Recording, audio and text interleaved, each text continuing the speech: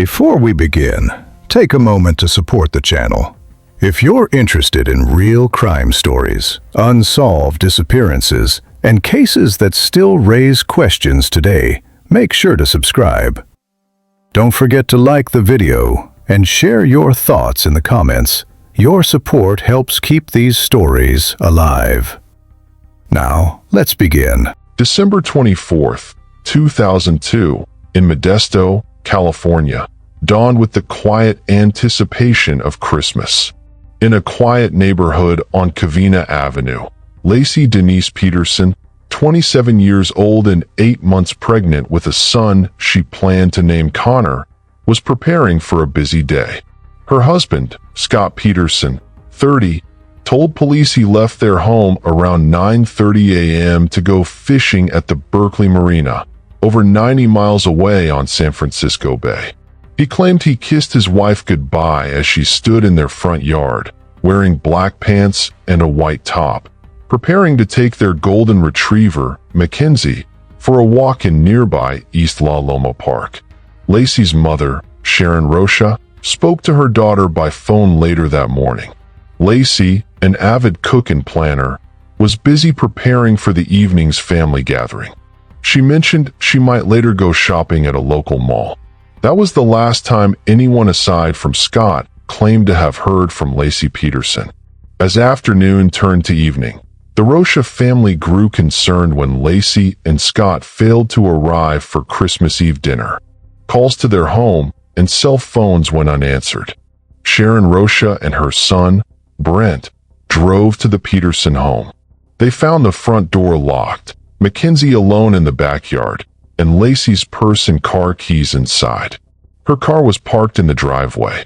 There was no note, but signs of a normal day interrupted. Unfinished laundry, a mop and bucket in the kitchen. A deep, instinctual dread began to take hold. They called the Modesto Police Department at approximately 5:45 p.m. to report Laci missing. Scott Peterson returned home to this scene of growing panic later that evening. After 11 p.m., he told arriving officers his fishing trip had been extended because of poor conditions on the water earlier in the day. His demeanor, noted by some initial responders, struck an odd chord. While Laci's family was visibly hysterical with fear, Scott appeared calm, almost detached. He matter-of-factly recounted his day, his alibi, and his last sight of Laci. He handed over his fishing license, which showed he had purchased it that very day, December 24th, an unusual day for a spontaneous, solitary fishing trip. In the early hours of Christmas Day, what began as a missing persons case took on a more sinister tone. A neighbor came forward with a critical piece of information. She reported seeing a van parked near the Peterson home on the morning of the 24th, and 3 men leaving a house carrying what appeared to be a large, rolled-up rug or object. While this tip would later be investigated and ultimately deemed unrelated, it planted the first public seed of a potential abduction, a narrative Scott Peterson would subtly encourage in the coming days. But for detectives, the initial focus inevitably settled on the last person to see Laci alive, her husband. His story was neat, provided without hesitation, and placed him far from the scene at the time of her disappearance. It was almost too perfect. In the days following Laci's disappearance, Modesto was engulfed in a massive search effort. Volunteers combed East La Loma Park and the surrounding areas. The community, seeing the smiling, pregnant woman on flyers, rallied with an outpouring of support for the Peterson and Rocha families. Scott Peterson became the public face of this anguish, giving televised pleas for his wife's safe return. He appeared on The Today Show and Larry King Live, his performance a subject of intense later scrutiny. Viewers noted his use of the past tense when speaking about Laci, his calm effect, and a peculiar focus on exonerating himself. "I had nothing to do with her disappearance," he stated bluntly in one interview, an odd declaration of innocence when no public accusation had been made. Behind the scenes, The Modesto Police Department's suspicion was solidifying. While publicly treating Scott as a grieving husband, detectives privately began to dismantle his story. The fishing alibi was their starting point. Scott claimed he was fishing for sturgeon, yet the tackle found in his newly purchased, small aluminum boat was for bass and trout. Detectives recreated the trip to Berkeley Marina. Scott's claimed timeline, driving there, fishing, and returning, was plausible, but it created a critical window of opportunity. The distance between Modesto and Berkeley meant that if Laci vanished in the morning, Scott could have been responsible and still made the trip to establish his alibi. More damning were the revelations about Scott Peterson's secret life. As detectives dug into his background, a starkly different man emerged. They discovered that despite Laci's advanced pregnancy and their outwardly happy marriage, Scott was having multiple affairs. Most seriously, he was in a romantic relationship with a woman named Amber Fry, a massage therapist from Fresno. Crucially, he had told Amber he was unmarried and had lost his wife, a tragic story he weaved even before Laci vanished.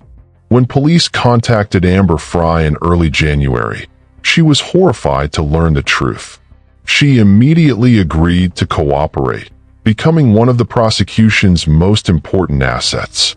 Her records of their conversations provided a real-time window into Scott's mind during the investigation. Police also uncovered severe financial pressures. Scott, who worked as a fertilizer salesman, had been struggling. Their home was mortgaged to the limit, and he faced significant debt. Laci's life was insured for $250,000. Motive, financial gain and freedom to pursue a new life, was taking shape. Then came the search of the Peterson home and vehicles. In Scott's pickup truck, forensic technicians found a single, minuscule strand of hair, later identified as consistent with Laci's. In the warehouse for his fertilizer business, detectives found a critical piece of evidence, a homemade cement anchor, matching others he had made, but this one was still damp. Most tellingly, in the days after reporting Laci missing, Scott had attempted to sell her car. He also abruptly put their house up for sale. To investigators, these were not the actions of a man hoping for a homecoming. They were the actions of a man liquidating his assets and erasing his past. For weeks, the search for Laci Peterson yielded nothing but frustration and fading hope. The massive public effort in Modesto had come up empty.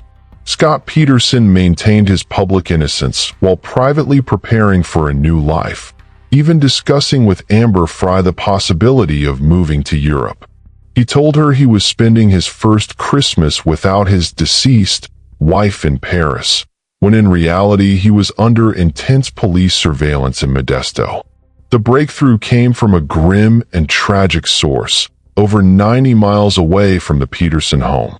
On April 13, 2003, the body of a full-term male fetus washed ashore in the marshy area of San Francisco Bay, near Point Isabel Regional Shoreline in Richmond.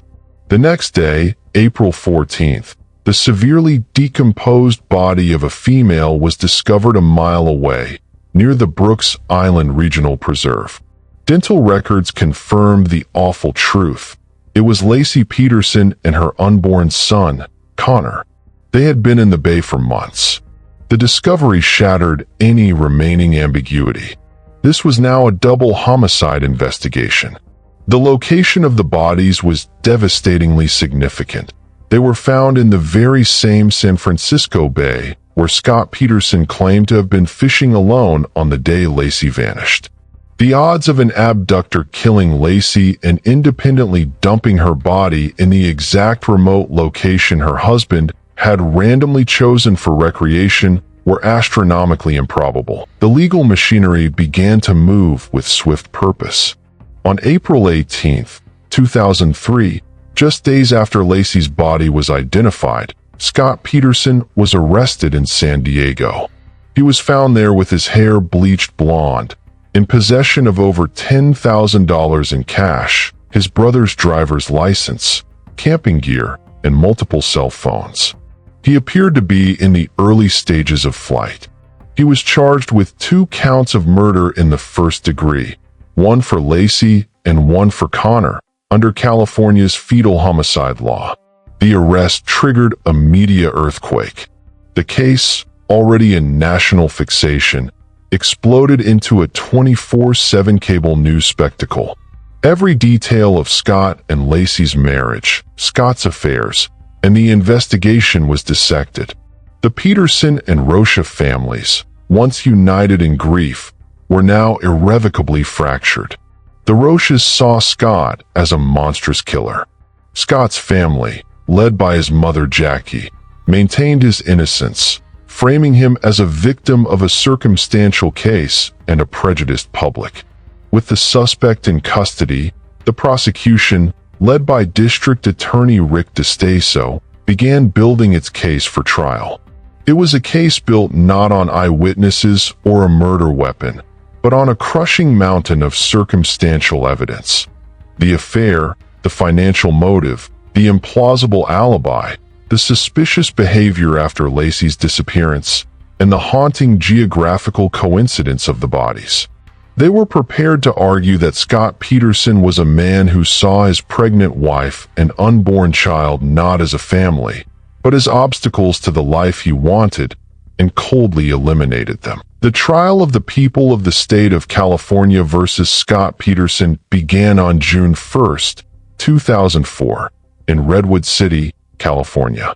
Presided over by Judge Alfred A. DeLucci, it was moved from Modesto due to the overwhelming pretrial publicity.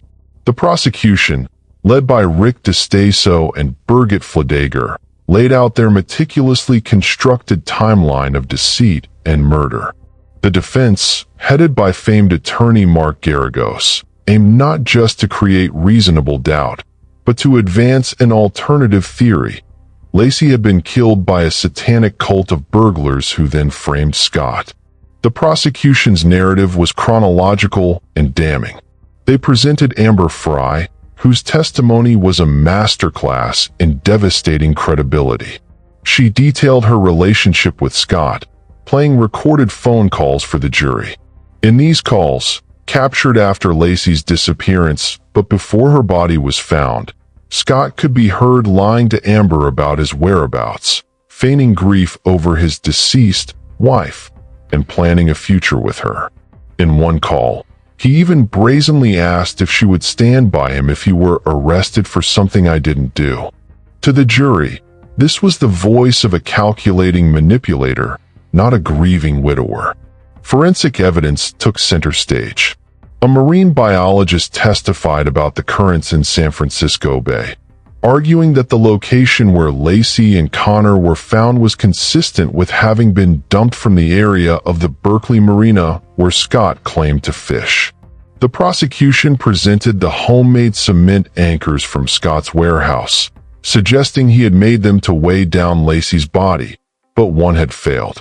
Most hauntingly, they presented strands of Laci's hair found on a pair of pliers in Scott's boat. The defense fought back aggressively.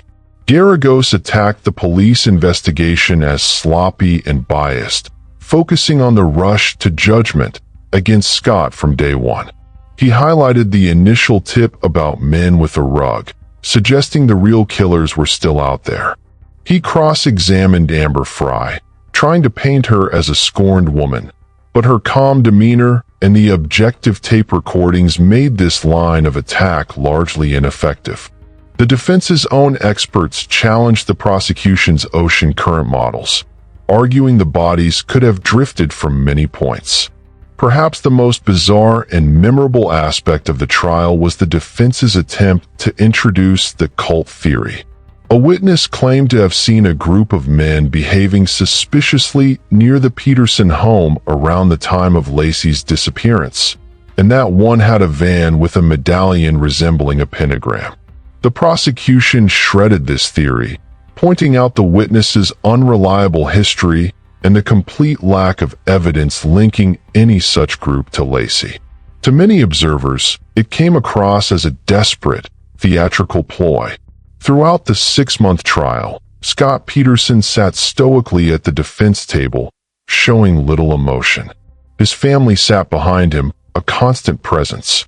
Across the aisle, the Rocha family endured the agonizing retelling of their daughter's death. The world watched gavel to gavel as the evidence mounted. The prosecution was methodically connecting dots. The affair provided motive. The alibi provided opportunity. The boat provided the means. And the bay provided. After nearly 6 months of testimony and 184 witnesses, the case went to the jury on November 3, 2004. Their deliberations lasted just over 7 days.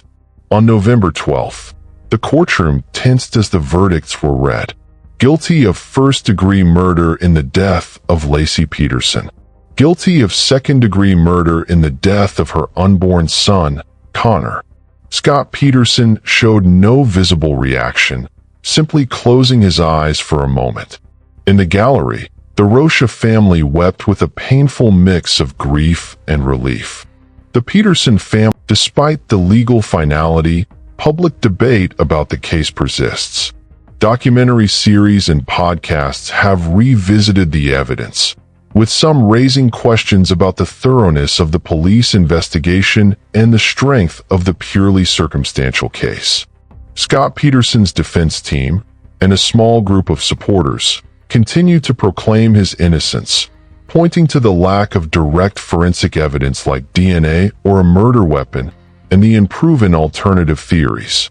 For Laci's family, the legal victory is a hollow one. Sharon Rocha has become a powerful advocate for victims' rights, but the loss is eternal. The murder of Laci Peterson left an indelible mark on American culture. It became a cautionary tale about the dark secrets a marriage can hide, a benchmark for media saturation of a criminal trial, and a focal point for debates about circumstantial evidence and the death penalty.